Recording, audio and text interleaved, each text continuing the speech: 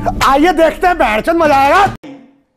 कितने दिन हो गए, सायरा बानो की ट्रिपल तलाक खत्म करा के दिखाओ, शाह बानो को मुआवजा दिलवा के दिखाओ, 370 हटा के दिखाओ, हिजाब पे पाबंदी लगा के दिखाओ, राम मंदिर बना के दिखाओ।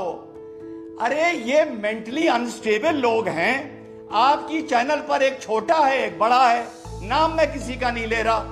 ये लोग जूते की भाषा समझते हैं। गांव के बाहर या मंदिर के बाहर भिखारी होते, वो भिखारी बेचारे मजबूर भिखारी होते, और एक होते सियासी भिखारी जिनको वोट चाहिए। आजकल ये ट्रेंड और चलन बन चुका है, फैशन में है कि हर सियासी भिखारी मुसलमानों के नाम पर मांग रहा है। हिजाब के नाम पर दे दे बाबा, हलाल के नाम पर दे दे बाबा, अजान के नाम पर दे दे। तो मैंने सियासी भिखारी को दे दिया पैसा, ठीक, अब सारे सियासी भिखारी खुश हो गए। मेंटली अनस्टेबल, अरे मेंटली अनस्टेबल था तो किसी मस्जिद में चला जाता ना, छुरेबाजी करने, मंदिर में काहे गया। तो जब तक आप लोग ऐसे मेंटली अनस्टेबल लोगों को डिबेट में बुलाते रहेंगे, बेबीज एंड बाबास को, चाहे छोटे हो बड़े हो, अरे साहब मैं तो कहता हूँ ओवैसी भी पता किया बाबा बेबी, उसके भाई ने अरे जो उसके भाई ने बता दे, पूछा बेबी बाबा घर गया था, पूछा तूने, अरे पूछा क्या बताया भाभी ने, बता जरा, तुम्हारी बीवी ने क्या बताया, बेबी बताया बाबा बताया, बता जरा, तू ही बता दे चल।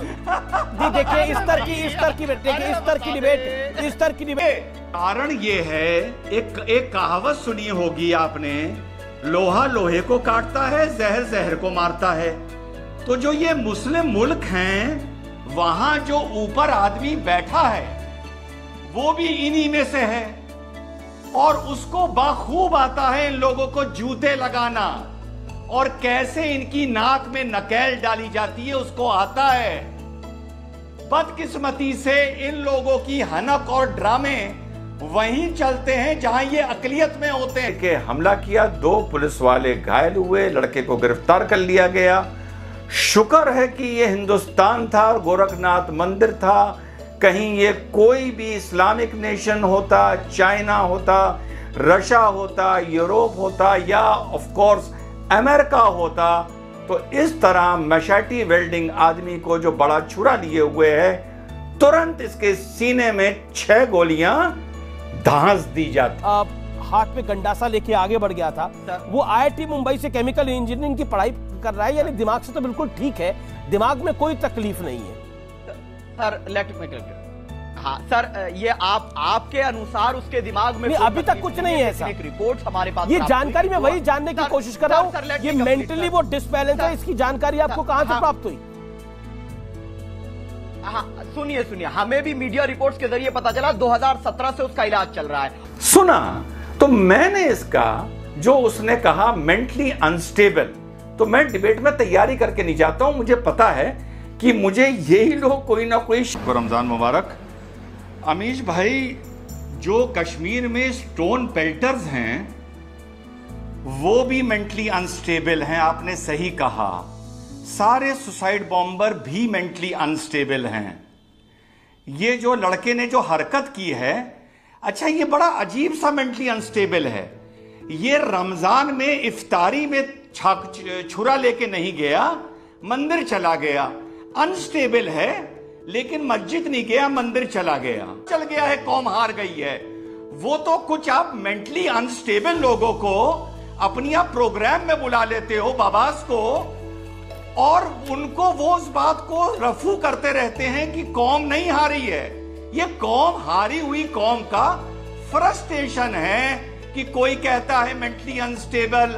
अरे मेंटली अनस्टेबल था तो किसी मस्जिद में चला जाता ना, छुरेबाजी करने, मंदिर में काहे गया। तो जब तक आप लोग ऐसे मेंटली अनस्टेबल लोगों को डिबेट में बुलाते रहेंगे, बेबीज एंड बाबास को, चाहे छोटे हो बड़े हो, अरे साहब मैं तो कहता हूँ ओवैसी भी पता किया बाबा बेबी, उसके भाई ने अरे जो उसके भाई ने बता दे, पूछा बेबी बाबा घर गया था, पूछा तूने, अरे पूछा क्या बताया भाभी ने, बता जरा, तुम्हारी बीवी ने क्या बताया? बेबी बताया, बाबा बताया? बता जरा, तू ही बता दे चल। देखिए इस तरह की डिबेट मैं अलाउ नहीं करता। तो ये देखिए इस तरह की डिबेट मैं अलाउ नहीं करता। ओके हमारी पूरी कौम, ठीक है रिजवान, आप भी मत बोलिए, मेरा निवेदन है आप भी मत बोलिए। और इस और शदाब चौहान, इस घिनौनी हंसी से आप भी कुछ साबित मत करिए, मेरा निवेदन है। Okay let's not call out my humble request. आखिरी बात आवाज बढ़ाइए रिजवान आपको कौम का तरीका बताऊं। जी नवरात्रे चल रहे हैं, इसमें पैनल में जितने भी हिंदू बैठे हैं वो टीका लगा के नहीं आया, अमीश देशमुख टीका लगा के नहीं आया, लेकिन एक मेंटली अनस्टेबल आदमी है, वो दिखाने के लिए कि वो अल्लाह वाला है, वो बहरूपिया, वो ढोंगी, वो टोपी लगा के बैठा है। ये दोनों तरफ बराबर लगी हुई है, नहीं हो सकता, नहीं कामयाब होंगे। यहां पर देखिए जो आप इंसिडेंट बता रहे हैं, आपने जैसा कहा उसका कोई सपोर्ट करना नहीं चाहिए, होना नहीं चाहिए, कानून अपना काम करेगा। मेरे हिसाब से ये बैकलैश हो सकता है जो पिछले दिनों में अधर्म संसदों के अंदर मुसलमानों को सरेआम चीरने की, काटने की, उनका नरसंहार करने की जो आह्वान दिया गया था, उसका बैकलैश हो सकता है। तो ये कोई देवबंद के मौलाना नहीं है, ये कोई दो लोग आपकी पैनल पर अफगानिस्तान के नहीं बैठे हैं, ये कोई पाकिस्तान ऑक्युपाइड कश्मीर के मौलाना नहीं है, ये हिंदुस्तान के पढ़े लिखे लोग हैं।